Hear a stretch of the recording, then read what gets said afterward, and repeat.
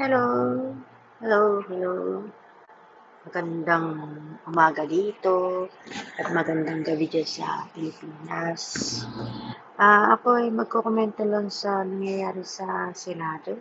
Ano ba yan? Kasi ang naobserbahan ko lang sa Cayetano Blanc is hindi na para sa bansa ang kanilang pinaglalaban, kung hindi yung kanilang sarili, kung paano sila makaka-escape sa mga allegation tungkol sa kanilang kaso at kung ano-ano pa. Kasi kung ipaglalaban niyo yung sarili niyo, dapat ah, pumunta kayo sa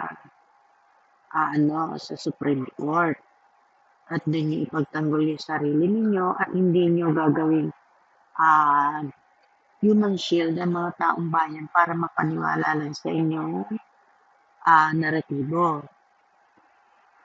At saka ang isa pa,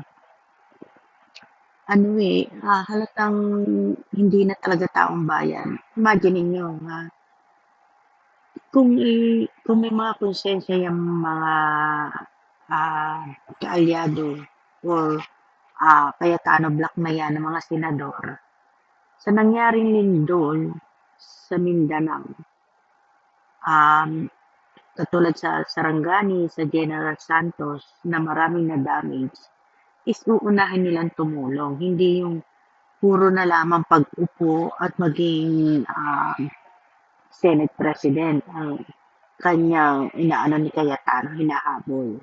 Dapat unahin muna niya yung mga kababayan na nasalanta, kumbaga set aside muna niya yan, saka na lang siya maghabol, di ba? Kaya dun mo maaano na talagang mga makasarili. Wala sa isip nila na paglingkuran ng taong bayan na bumoto sa kanila para umupo. Kaya talaga dapat yung mga Pilipino na naandyan, maging matalino na, hindi yung pag nabigyan ng 1,000, 100, o ano, akala niya panghabang buhay na yan nabibigyan kayo. Hindi.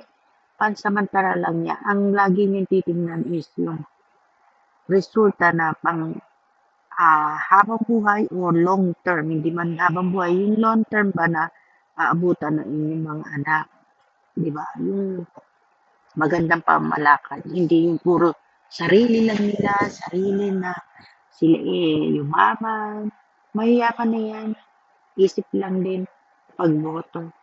Yun lang.